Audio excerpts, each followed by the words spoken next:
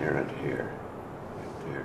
Wow, you've got a serious zoom on your... Oh, I am so in detail mode there. Very nice. You're like a Renaissance man. You're a hairstylist. Let's do everything. Yeah. And you match us. Oh, yeah. Yeah, no, I can be up there. Renaissance man, Leonard, Dallas, Ready? You guys see this one here? That one. Sorry, one more time. Quiet. Got it. Reset. You have it? Yeah, I'm good. Flip that to the monitor. Thanks. Can you have all three cameras on? Yeah. What do you That's guys why I'm want? going to say something again. So Okay. It's all good. He said, whenever you're ready. He said whenever you're ready. Yep. Yeah, whenever you're ready. Oh, okay. Okay. So,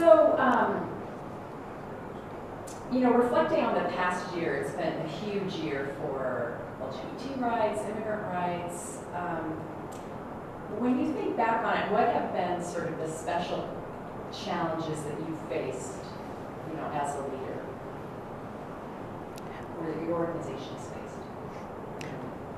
Well, when I started doing a lot of the leadership development work, I had already started being an executive director. I had 6 years under my belt. I started as an executive director very young, at 28 years of age. And so what I realized in 2006, which was when we had the mega marches across this country, when we were really raising our voices against anti-immigrant attacks, Sensenbrenner, I was, as a leader, quite challenged to really respond in that moment to my community and to the political necessity of fighting back against those attacks.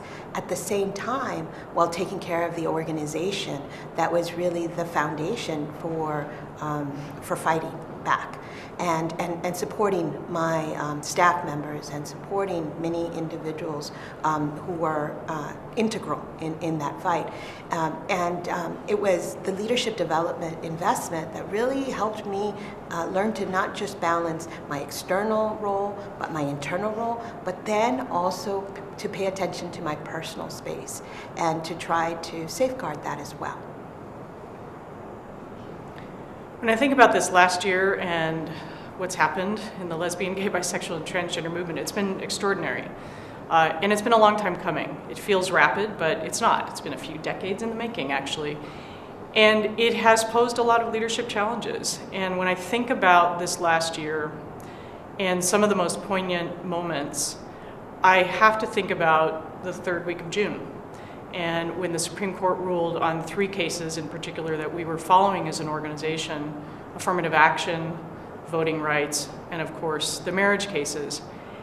And as a leader of an organization that is progressive and works at the intersection of so many issues, internally, the roller coaster that we were all on emotionally to go through each of those decisions, and then externally to both celebrate and deal with the feelings that we and the rest of our colleagues in the civil rights movement had, in particular about the voting rights, was incredibly challenging. And I have to say that the opportunities that I've had for leadership development over the years, been fortunate to have helped me that week, because I could reach out to my colleagues in the civil rights movement, talk about not only how it felt and how we could lead in that moment, but what action we could do next, how we could come together, stand together and both celebrate what had happened for same-sex couples, but also make a plan to move forward.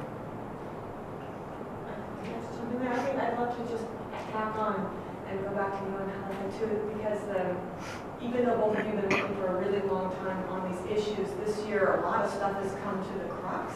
And I'm wondering, and the immigrant rights issues are still really up in the air. And are there particular challenges you feel for this actual year with everything kind of still in the air? And what challenges, leadership challenges, does that create for you as an organizational and movement leader? Okay.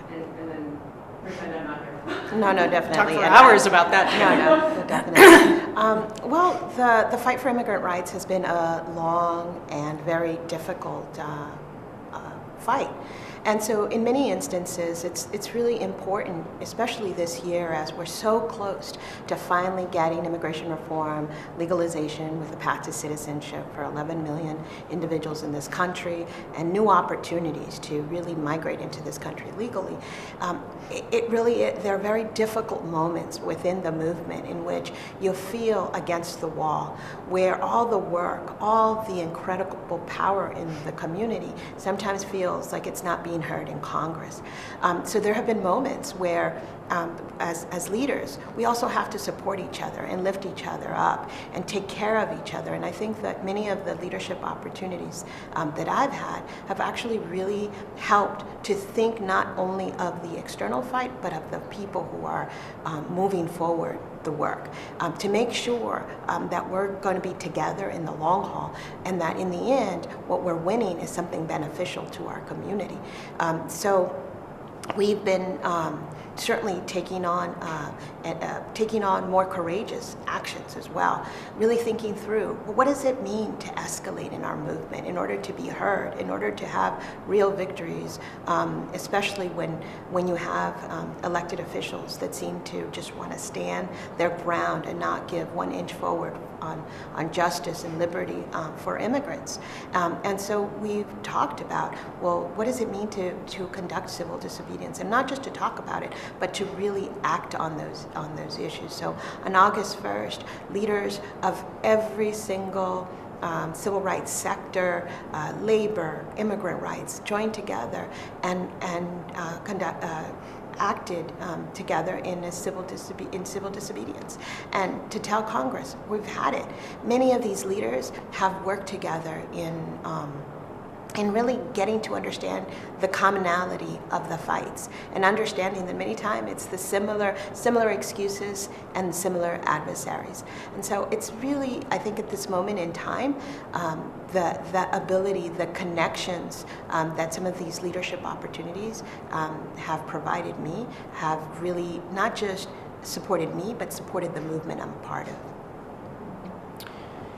In thinking about immigrant rights work over this last year, it's in fact what I've been spending much of my personal time on when it comes to leadership and policy and strategy. And I think it's presented a rare opportunity that we don't always get, unfortunately, but fortunately took advantage of this year for organizations to come together cross-movement and to build the connections, to lift up the intersections, if you will, of where our movements can come together and take a stand. Within the LGBT movement, it's actually taken a number of years to fully educate our colleague organizations, our members, constituents, on the broad range of issues that affect immigrants. And I'm going to say a little bit more of that differently.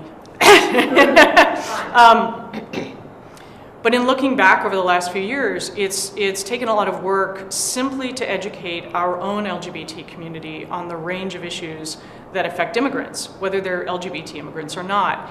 And so one of the leadership challenges, and in some ways the kind of strategy and moral challenges of this last couple of years, has been to move beyond the singular frame of binational couples as the only issue that's important to the LGBT community or LGBT families. So we and colleague organizations have come together cross-movement to talk about asylum, to talk about detention, to talk about the dreamers. And we've moved a long way. We have more to go. But I think when I think about some of the leadership challenges, both on the part of those of us in the LGBT movement and those working in the immigrant rights movement, we have had to look externally to educate, but we've also had to look internally. So for example, a couple of years ago in the Senate, when Don't Ask, Don't Tell was overturned, the very same day the DREAM Act failed. And we sent out 2 press releases. We sent out one celebrating that Don't Ask, Don't Tell was over, at least for lesbian, gay, bisexual people. And we talked about the failure of the DREAM Act. And we got emails saying, why are you spending time and energy on that? Why are you spending time on those people? Well, those people are us. And so we've had to educate against some of the racism, against some of the fear of immigrants, in the LGBT community. And it's been very painful as some of my colleagues within the immigrant rights community who have stood up for same-sex marriage have lost funding because of it. So I think some of it is when we take a stand together, we also need to stick together through the effects of that stand or some of the criticism of that stand. And I think that this year, what I really think it has been an incredible opportunity has been that the fights are happening simultaneously. And so it is an opportunity really for the immigrant rights movement to also say, well, what is our common fight with the gay and lesbian community in this country? And in the end, the answer is we're fighting for equality. So what I have found in our organization, but across the movement, is an incredible openness to really speak about that commonality and the reality that in the end, it's about being accepted. It's about being welcomed in our country. It's about really, in the end, saying we deserve the same right to protect our family and to have a future in this country. And what I have seen is young people, older people who have been incredible immigrant rights activists, but who are also gay and lesbian, who then say, I can be in this movement, I am accepted in my whole self. And so for me, that's what it's about. It's about full acceptance and understanding that if you're fighting in the immigrant rights movement, well, you know what? We're fighting for you if you're gay and lesbian, and we want you to have marriage equality. That's what we're fighting for. It's not a separate fight. It is the fight. And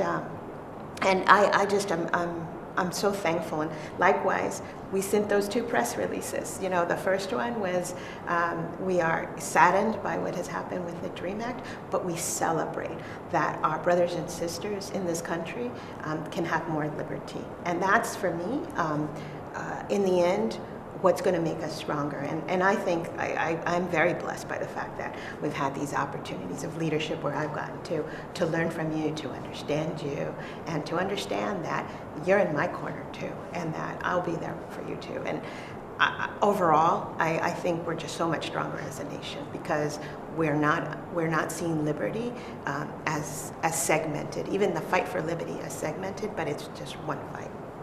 Freedom doesn't come piecemeal, huh? That's right. As much as they want to tell us that Right. it does, it's the whole thing for everybody. So you have both talked about leadership opportunities. Can you, and I'm also wondering, I'm thinking that maybe 10 years ago or 15 years ago, it wouldn't have been so easy to work across the movement. I don't want to put words in your mouth, but that's what I observe. And you both talked about leadership opportunities. Can you say more about what you participated in and how it has prepared you to work cross movement, or even lead your own organization or manage the tension between the two? But what unpack the leadership opportunity?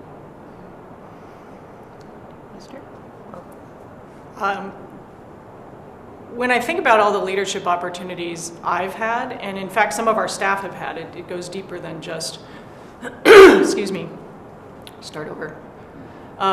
When I think about the leadership opportunities that I've had personally in my role as executive director, but also that our staff have had, it goes much deeper than just one role in the organization. I think that's an important thing that has been transformative for us, is that it's not just one person who goes to a Rockwood, or it's not one person who gets to participate in the Flexible Leadership Award convenings. But it has provided a sense of community, and it is cliche to say, oh, it feels alone to be, in leadership, but in fact sometimes it does. And so to know that we are not alone as we serve in roles of leadership in different movements, that we can call upon each other. And it has been so much about relationships.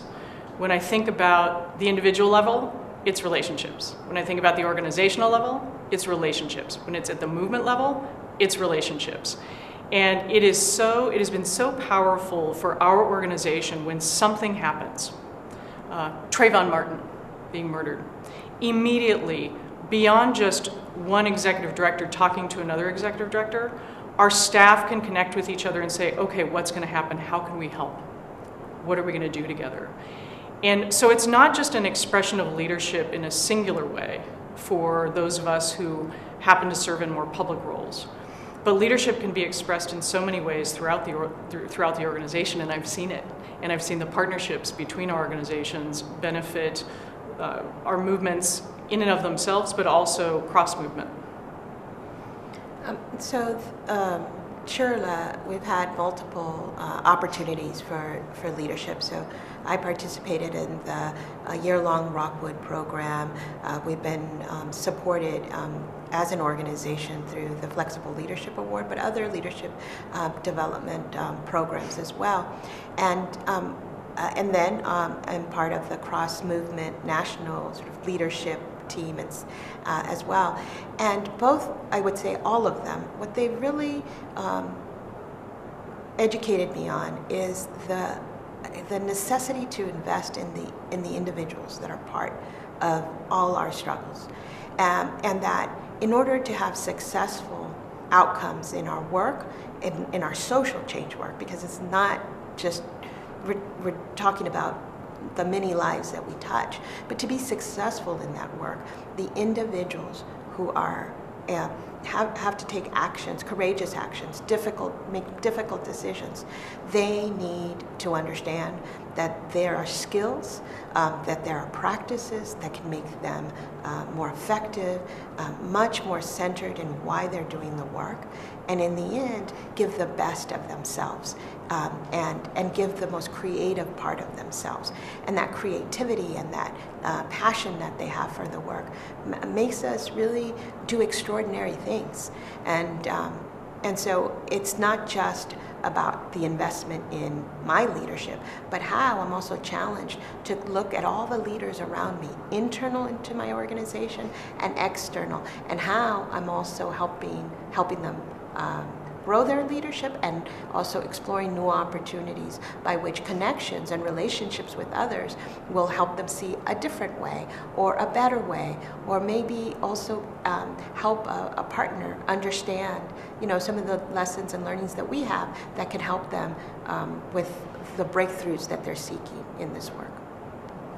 Can I add something? Yeah, I was just going to Just a little piece of direction. When she's talking, if you would center your direction over there, Sure. The two-shot then makes more sense because you're Okay. pushing information. All right. I'm trying not to do that. I just have a oncoming something, so it just is what it is. So just a little water, maybe. It's right there. Cortisone shot your vocal cords? I would love that. Oh, yeah. It's going really well. You guys are both, this is fabulous. Very relaxed and Thank you very, very much. expressive when you're speaking. It sounds really natural. Appreciate that.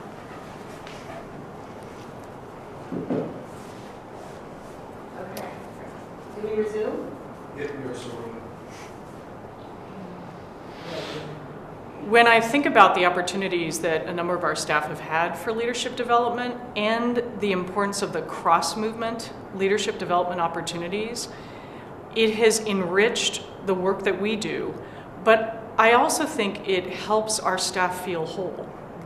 That it's not just that they go to an LGBT workshop or they go to a session only with LGBT people. It's not how we live our lives. It's also not how we do our work as an organization. So to be able to build the relationships cross-movement, for our staff to come back, integrate that into the organization and say, hey, here's something that someone else is trying, or I actually know someone in that organization, we can call and partner with them. So it's created a richness and added to the dynamic nature of our work. And I unfortunately think some organizations either don't have the opportunity to engage in leadership development or don't think it's worth it.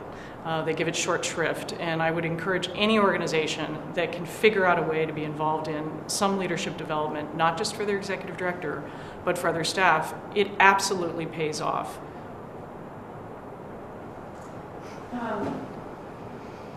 You've talked about or made reference to leading yourselves and then leading your organizations, as well as sort of representing your movements or being at sort of cross-movement tables. Could you talk, it seems like a lot to ask of a leader, so could you talk about sort of the tensions between or do you experience tension between those roles, or how do you manage those different roles, or what's being called upon in those different roles? Well, for my part, being part of the cross-movement leadership tables, what it actually feels like is that my burden is a little bit lighter. First, because I see an incredible level of solidarity from my colleagues who are struggling with very difficult and enormous challenges.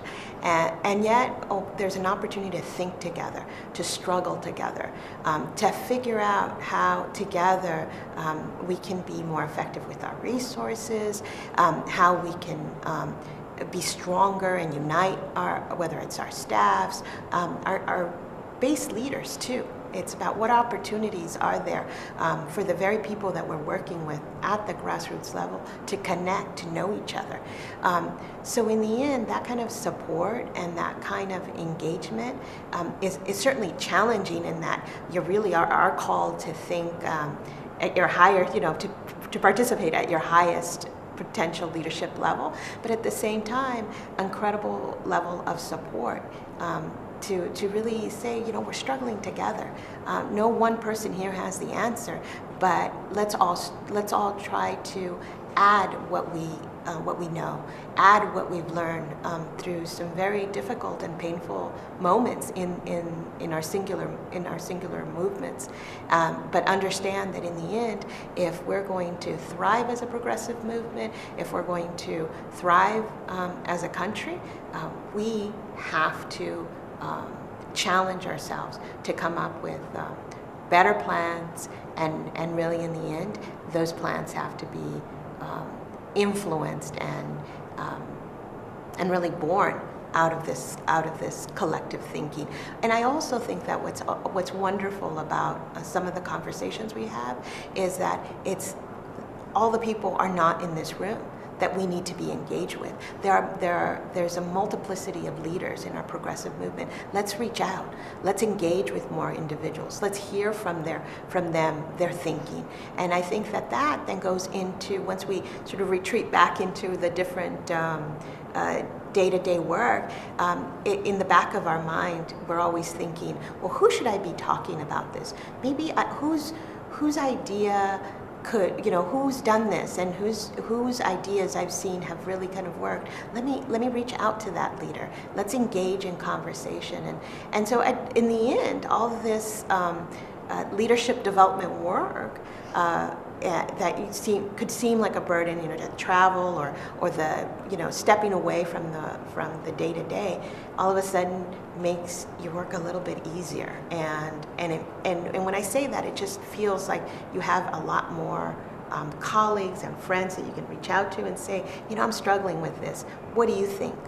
Just help me. Sometimes it's bounce ideas back and forth, or it's also offering something that has worked for you, and all of a sudden my job has been made easier that way.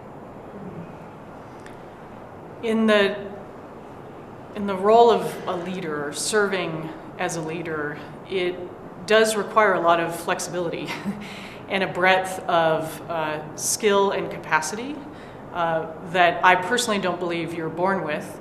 You can develop those skills. Anyone can be a leader. I truly believe that. But it does require a range that is pretty extraordinary on any given day. Sometimes we've talked about, can you believe everything we have to do in one day? Right? In 1 week. In 1 week, in 1 day, this week included. Yeah. But everything that we have to do in 1 day, and it's not just the technical skills, but it is managing kind of the emotional capacity of it all. That the moment that we're in now as a country, as movements, separately and together, is extraordinary. And 1 minute or 1 hour standing on the steps of the Supreme Court and either protesting or cheering, and going back to the office and dealing with a budget decision or a personnel decision, it's a lot to hold. And so in holding that on a day-to-day basis, it is both exhilarating, but it can also be challenging. And so I think to have colleagues who know what that feels like and who have faced some of the same decisions, who can both inspire me and also challenge me to think in different ways sometimes, is incredibly valuable. I don't know how I could do it without the colleagues that I've gained, without the friends that I've gained through a variety of leadership opportunities.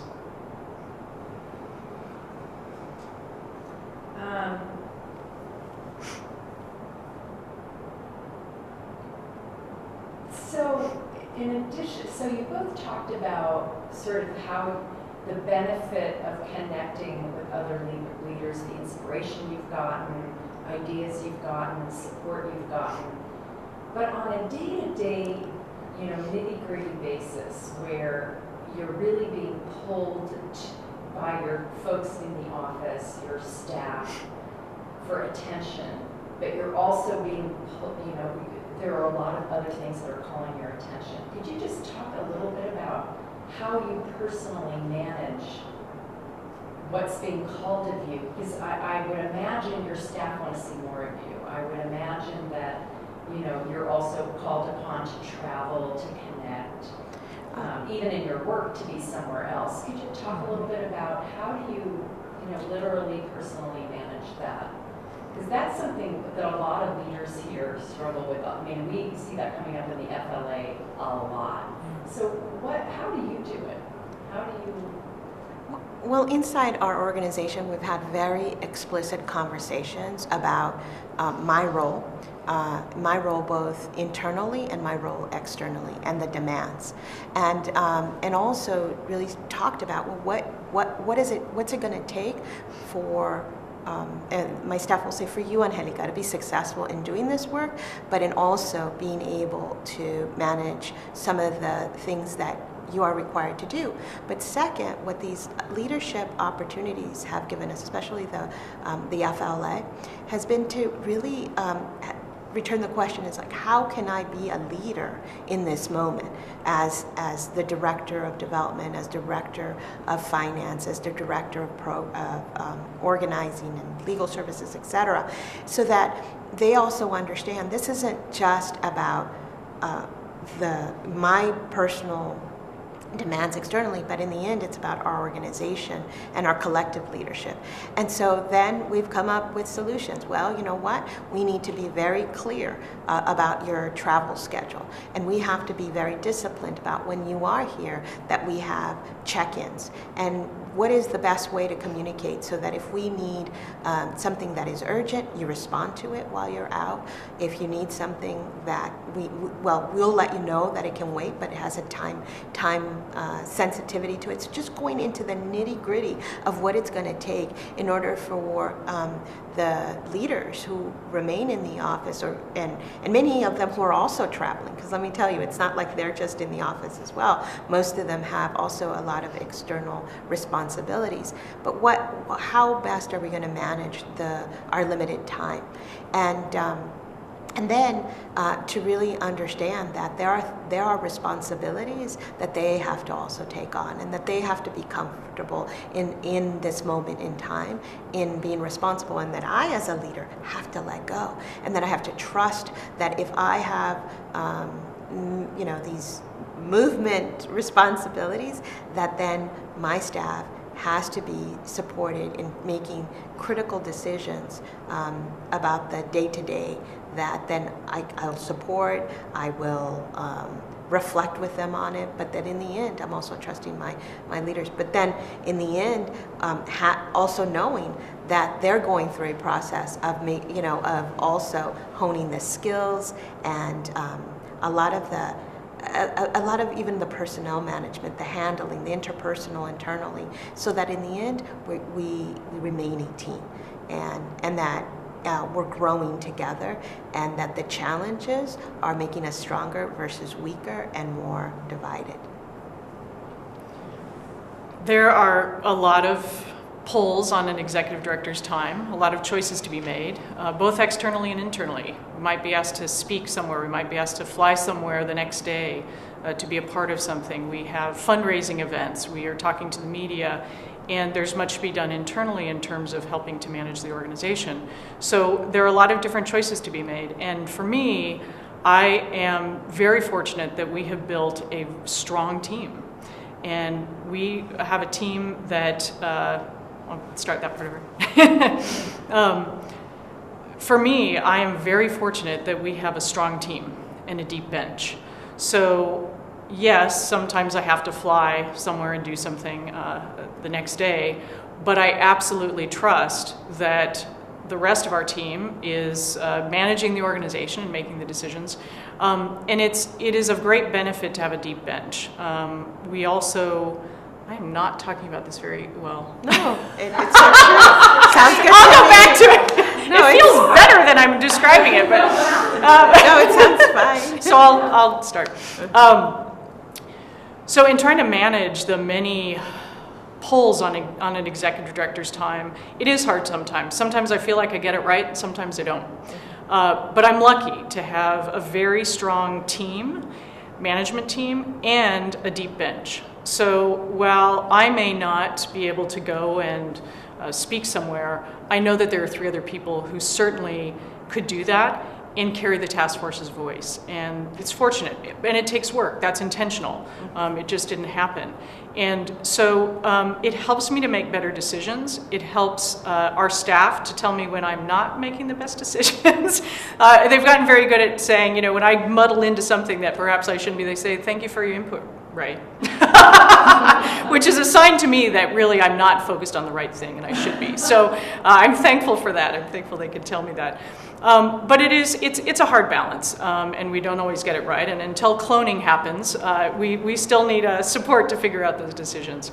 But I do think, one of the hardest transitions I've actually made in my career was moving from a deputy executive director role at the task force to executive director role. Because in our structure, the deputy executive director role is fairly internally focused. It manages the organization, it oversees all of our programs. So I was very used to being in everybody's business. As the executive director, it's a more externally focused role. So in a way, I knew too much about what was going on in the organization. But it really did take some work to step back. It's in fact one of the skills that I practiced and worked on in a variety of leadership development opportunities was how can I serve the organization well? It doesn't serve the organization well to try to do somebody else's job, and it doesn't serve that person well. They need to own the role that they have, and I need to get out of it. So it's taken some time, but I think I've made progress. But the leadership development helps, and it is talking to other executive directors, other people who are in similar situations, say, how did you handle this, and what happened, or here's what I'm thinking, and someone could say, nah, try something else.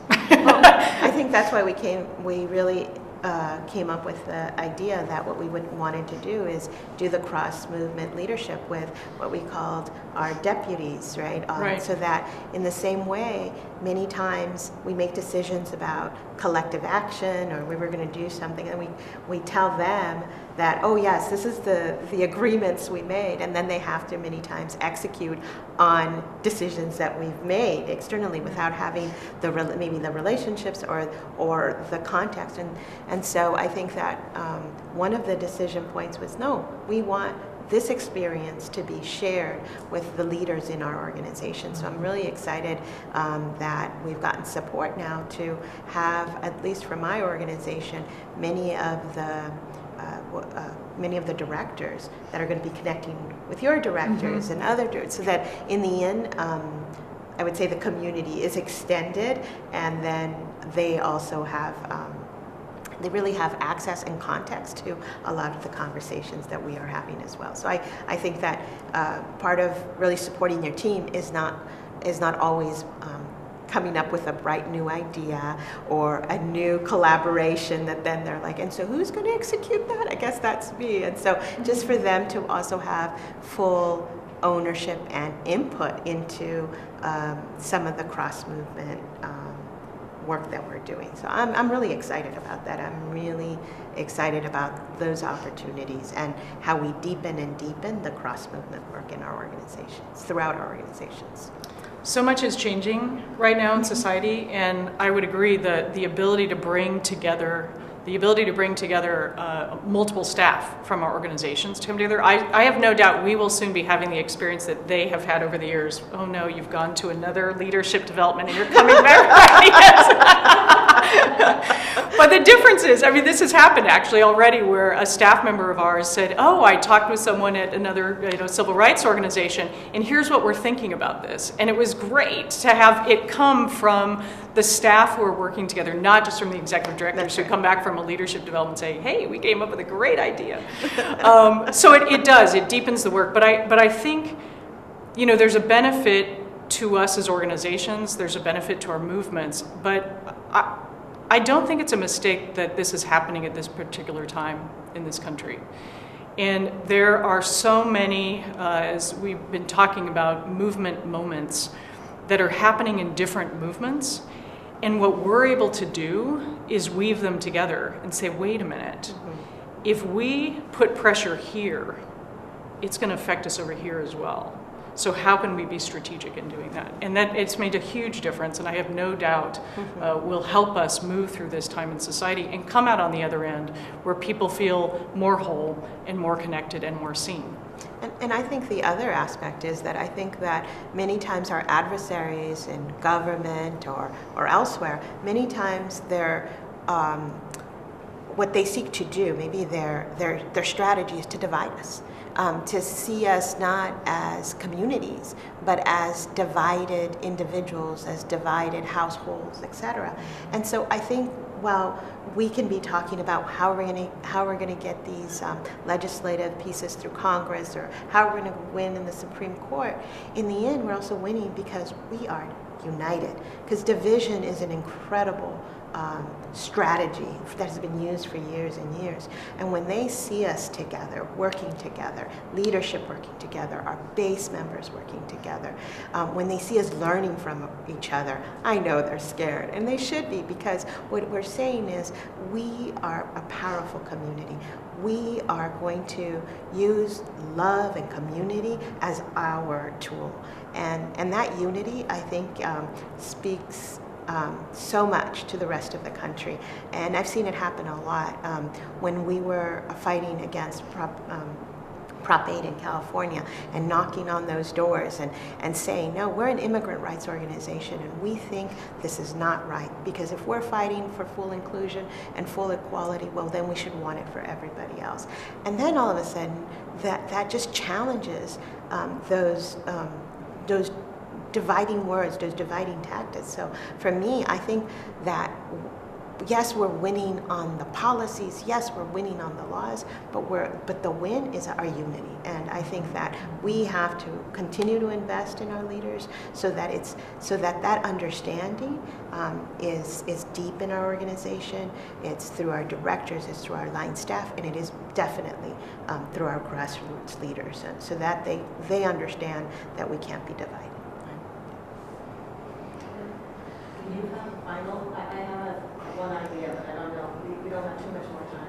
Well, I was going to go to the profane in terms of like advice to people who aren't as far along in building the bench and the processes and the kind of internal capacity that allows them to play the external roles, people who haven't maybe done. Let me piggyback. I think I can, and then you can kind of choose halfway your angle. I was also going to ask similarly, like, for funders and those who are not in leadership positions who want to support social justice leadership at the senior staff bench level and the ED level, is there something that they could do more of and something they could do less of? Kind of like if they were on a bully pulpit with funders, what would they say about why this is important to invest in? And how funders could do, how you could do more, but what's helpful, I know you sort of said, Ray, turn around every time you turn around, there's another leadership development program, in a way, like what could sort of we do more of to support leadership at the different levels that you're talking about, and why is it important? Can we take those as two separate questions? Because I do, and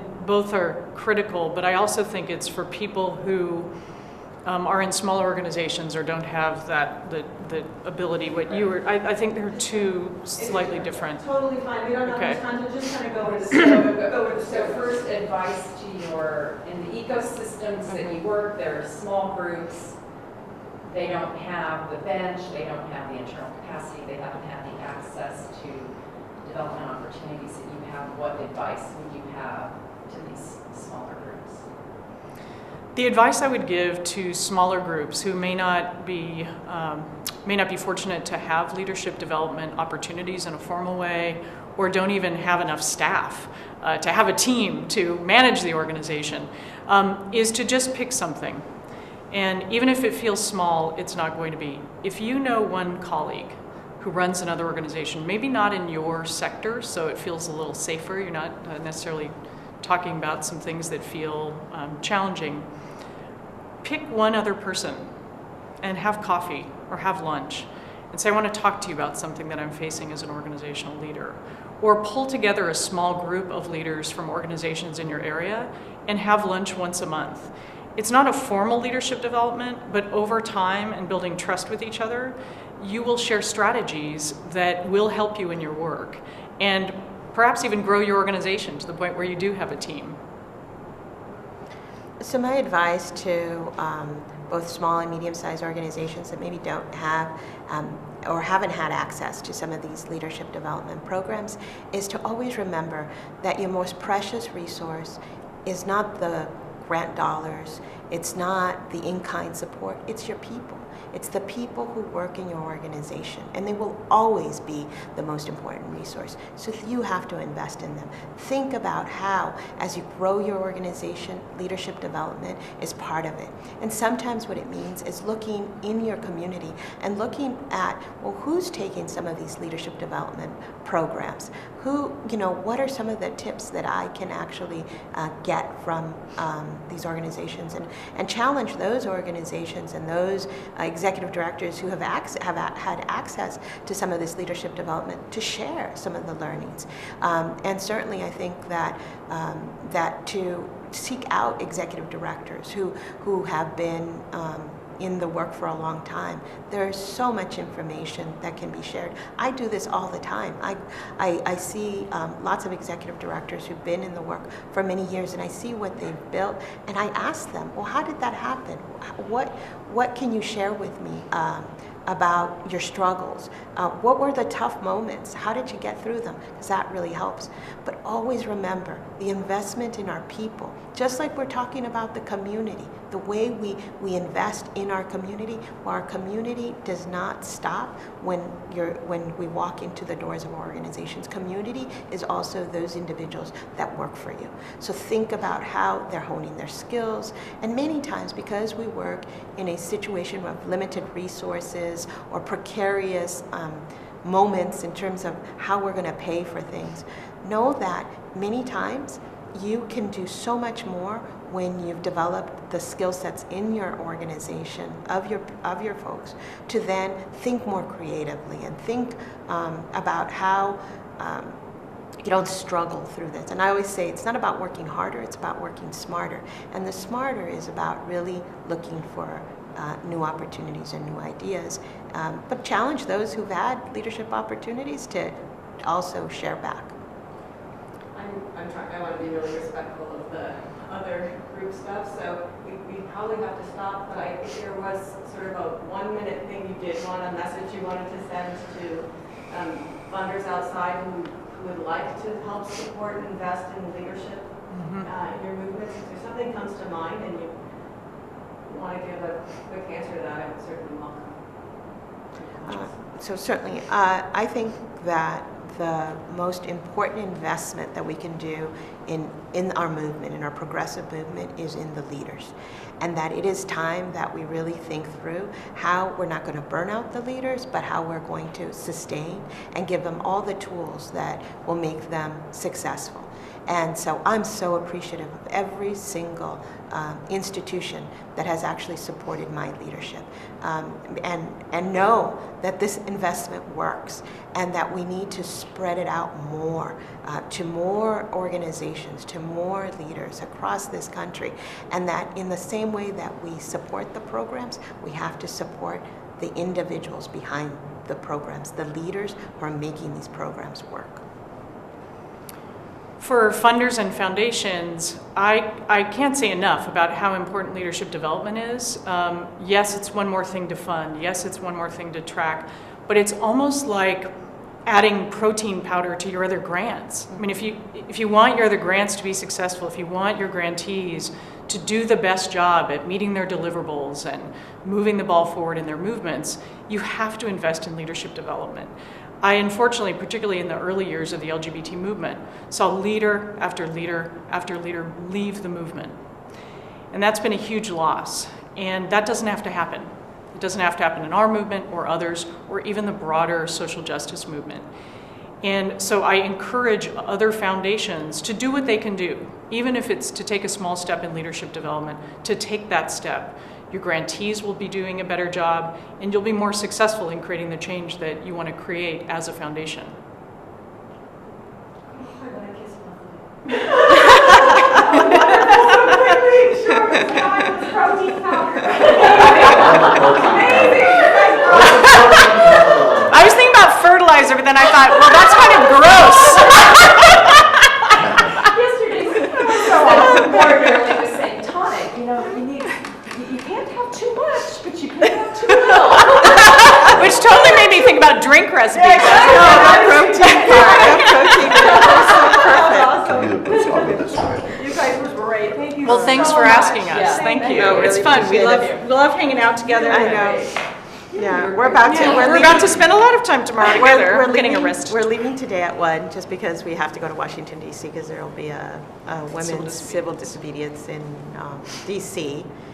For On immigration. On immigration. So featuring how the effect on women and girls for the lack of immigration reform. So there's about 105 women who will be arrested, 20 plus who are undocumented. 5 of them are Chirla leaders who have decided that enough is enough. Too many attacks on their families. So we're heading out together to do that. A long 48 hours we're headed into. I know. What are you wearing? We are on the same flight. I know. We're red T-shirts. So, yeah. Sweat, David. Thank you so much. Thank you very much. Thanks for asking your time, for bringing yourselves to this so early in the morning. Say the word. At least we can get the first slot. Did you have breakfast other than this?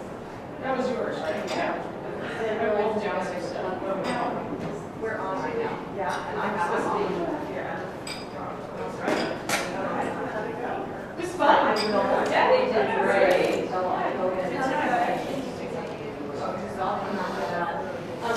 Leonard, I need to run in and say something with a large group to make a pitch for our photo station. Okay, so now do you want to go to the archway just outside the door? What's your call? I'll take whatever you think. I think that would be just fine. That's where I'll go. It's closer, it's easier getting stuff over Yeah, there, it's easier yeah. to explain. Yeah, okay, so we'll